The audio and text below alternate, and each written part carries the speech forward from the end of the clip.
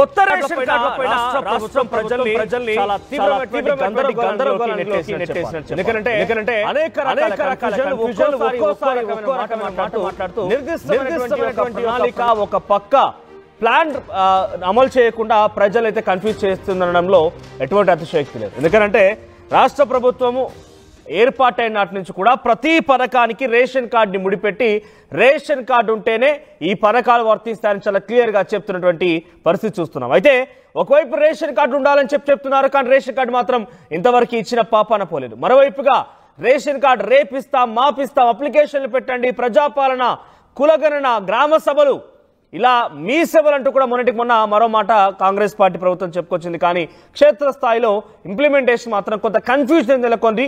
కొన్ని మీ సేవా సెంటర్ల దగ్గర కొన్ని కిలోమీటర్ల మేర బారులు తీరి జనాలు అక్కడికి చేరుకొని రేషన్ కార్డుల కోసం అప్లై చేసుకుంటుంటే, మరికొన్ని చోట్ల మాకు ఇంకా పర్మిషన్ రాలేదు, మాకు ఇంకా దీని దరఖాస్తు సంబంధించి కరెక్ట్ అప్రూవల్స్ లేవంటూ మీ సేవా కేంద్రాలకు సంబంధించి యాజమాన్యులు చెప్పినట్టు తెలుస్తోంది. తమకు ప్రభుత్వం నుంచి ఎలాంటి అనుమతులు లేవు, ఇంకా రాలేదు అని జనాల్లో ఒక గందరగోళమైనటువంటి వాతావరణాన్ని క్రియేట్ చేస్తున్న పరిస్థితి కనబడుతోంది. అయితే మొదట్లో ప్రజాపాలన, గ్రామ సభలు, కులగణన, ఇంకా పోతే మీ సేవ సెంటర్లు, ఇలా రకరకాలుగా మాటలు చెప్పి రేషన్ కార్డులకు సంబంధించి ఒక కన్ఫ్యూజన్ని ప్రజల్లో నెట్టివేయబడింది.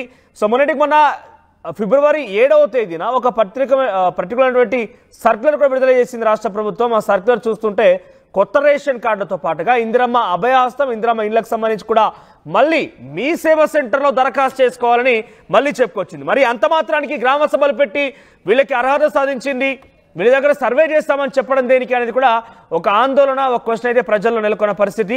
తిరిగి మళ్ళీ మీ సేవ సెంటర్ దగ్గరికి వెళ్ళి మీరు ఇందిరమ్మ ఇండ్ల కోసం, ఇందిరమ్మ అభయహస్తం కోసం, రేషన్ కార్డుల కోసం దరఖాస్తు చేసుకోవాలనేది ఒక సర్క్యులర్ ప్రభుత్వం విడుదల చేసినట్టుగా ప్రచారం జరిగింది. సో ఈ సర్క్యులర్ సంబంధించి చూస్తే కూడా మళ్ళీ మీ సేవ సెంటర్ దగ్గరికి వెళ్ళడం, మళ్ళీ అప్లై చేసుకోవడం, ఇదంతా కూడా ప్రజల్లో ఒక తీవ్రమైనటువంటి కన్ఫ్యూజన్ నెలకొంది.